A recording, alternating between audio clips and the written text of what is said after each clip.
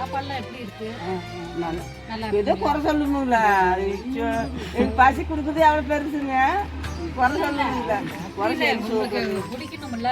சரி நல்லா நல்லா இருக்கேன். நீங்க எப்படி இருக்கீங்க?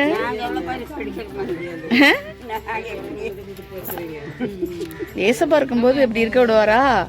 சொல்லணும், நான் சந்தோஷமா இருக்கேன். கலங்கணும் அழைச்சது நீங்க, நடத்தி செல்வீங்க உங்க ஊழியம்.